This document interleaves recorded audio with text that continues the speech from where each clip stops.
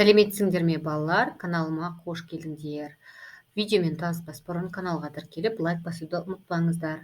Біздің бүгінгі өтетін тақырыбымыз дара жарнақты және қос жарнақты өсімдіктер. Бұл сабақта осы екі класста жататын өсімдіктерді негізгі белгілеріне қарай ажырата аламыз. Гүлді немесе жабық тұқымды өсімдіктердің бөлімдерін біз екі топқа бөлеміз. Олар дара жарнақтылар класы және қос жарнақтылар класы. Мына жерде тұр көздегі кестеге қарап отырыңыздар. Енді бірден қандай өсімдіктер жататынын ажырата кетейін.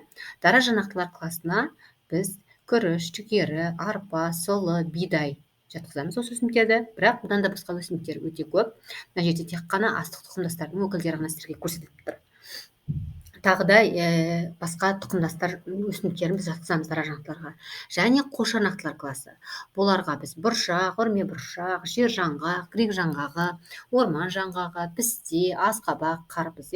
Бұған, яғни тұқым жарнағы екеу болып келетін өсімдіктер және олардың тұқымдастары жатады. Мына жердегі өсімдіктер, яғни әртүрлі тұқымдасқа жатады. Байқап тұрсыздар, білесіздер, танысқан шығарсыздар. Енді ары қарай осы екі дара жарнақты және қос жарнақты бірінші біз тұқымын талдай кетейік. Бірінші суретте бейнеленген сіздерге, яғни бидайдың суреті бейнеленген. Екінші суретте үрме бұршақ, фасоль деп атаймыз.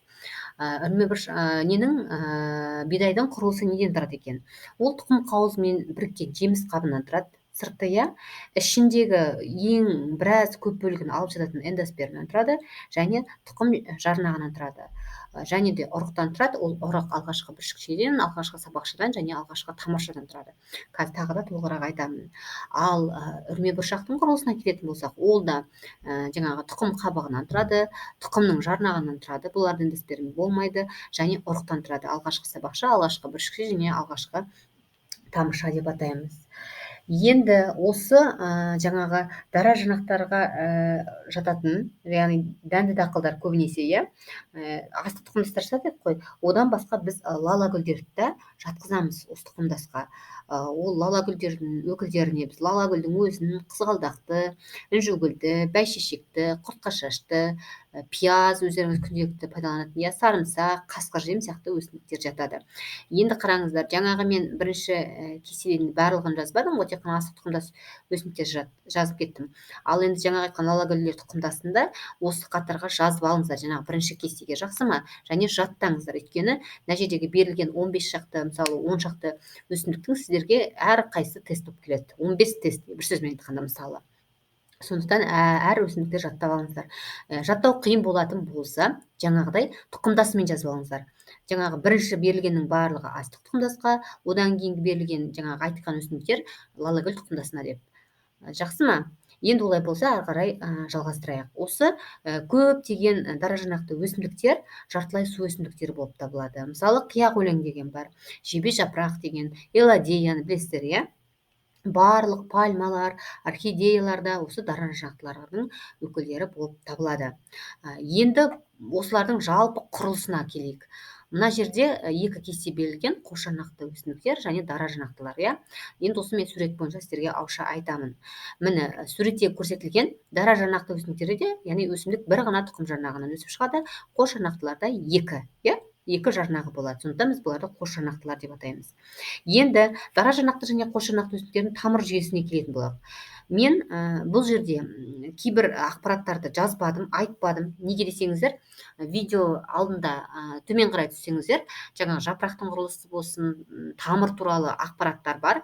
Мына жерде қазір мен айтқан кезде жаңағы тамыр жүйесі, кіндік шашақ, ол дегеніміз не екенін білмей отырсаңыздар, төменге қарай түссеңіздер, тамыр туралы мен ақпарат берілген, сол жерден қарап алыңыздар. Сол кезде барып түсінесіздер. Әзірше мен айта беремін. Дара жарнақты және қос жарнақты өсімдіктердің тамыр жүйесі де әртүрлі. Міне қараңыздар, бірінші суретте тамыр жүйесі, кіндік тамыр жүйесі бейнеленген. Неге ол кіндік деп аталатынын айтпаймын, жаңа сіздерге ескерттім. Жақсы ғой, алдындағы видеоны көрген кезде бірден түсінесіздер. Ал дара жарнақтылардың тамыр жүйесі шашақ болып тұр. Яғни екеуін бір-бірден біз ажырата аламыз. Енді осы дара жарнақты өсімдіктердің жапырақтарының жүйкеленуі және типтеріне келейік, иә. Ол туралы да мен жаңағы жүйкелену туралы жапырақ деген тақырыпта айтып кеткен болатынмын. Сол жерден қарайсыздар. Міне қарасаңыздар, жаңағы дара жарнақтыларда параллель жүйкелену тұр. Міне, иә, мысалы, мынау шетіндегі тұрған ұзын болып тұрған, яғни жапырақта, екіншісі доға тәрізді жүйкелену болып тұр. Ал қос жарнақты өсімдіктердің жапырақтарының жүйкеленуі мына жерде біреу ғана сіздерге бейнеленген, торлы қауырсынды болады, немесе саусақ тәрізді болады. Осы жүйкелену тән болып келеді. Торлы қауырсынды жүйкелену кезінде олардың жүйкелері құстың қауырсынына ұқсап тұрады. Бұларға сіздерге тестта былай келуі мүмкін, иә. Торлы қауырсынды жүйкелену тән деп келеді. Жауаптары болатын болса: емен, алма, жөке ағашы, қайың, қарағаш, үйеңкі, түймедақ. Мысалы, осы 7 өсімдік берілді ма, соның 7-еуі тест болып келеді сіздерге. Сондықтан жаттап аласыздар. Сразу көз алдарыңызға елестетіңіздер. Торлы қауырсынды, яғни құстың жаңағы қауырсынына ұқсайды дедік қой. Сондықтан емен таныс, иә, барлығы жаңағы алма, барлығы ағаштар берілген. Сондықтан осыларды жаттап аласыздар. Тек қана түймедақ қана мына жерде шөптесін өсімдік, мысалы, сіздерге. Егер 3 немесе одан да көп ірі жүйкелері алақан немесе саусақтары сияқты орталықтан жан-жаққа таралса, біз оны жаңағы торлы саусақ тәрізді деп айтсақ болады. Оған біз Канада үйеңкісін жатқызамыз, бегонияны жатқызамыз, қазтабан, майсана, жүзім, білесіздер ғой, иә, виноград. Осылардың барлығының жаңағы жапырағының бетіндегі орналасқан жүйкеленуі торлы саусақ тәрізді болып келеді. Қайталаймын, тестта келгенде торлы саусақ тәрізді жүйкелену тән деп келеді. Осы берілген жаңағы Канада үйеңкісі, бегония, қазтабан, майсана, жүзім, 5 өсімдік 5 тест болып келеді. Сосын бұны да жаттап алыңыздар.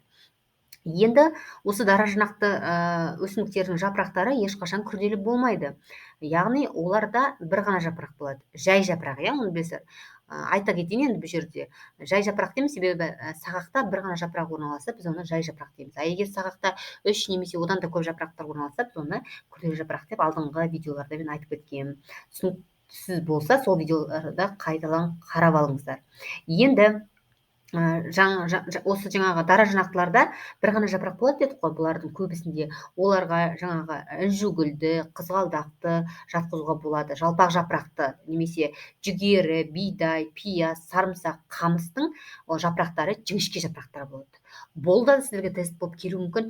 Жалпақ жапырақты дара жарнақты өсімдікті көрсетіңіз, иә, немесе жіңішке жапырақты дара жарнақты өсімдікті көрсетіңіздерсе, бірден көз алдарыңызға осы өсімдіктерді елестете алуларыңыз керек.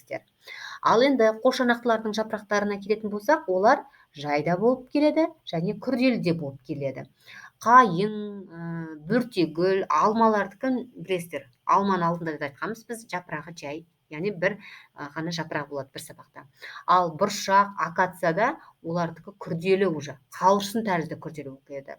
Талшын, гүл, иә, бұл олардың жапырағы күрделі саусақты болады. Бейде мен құлпынайдікі жапырақтары 3 құлақты күрделі.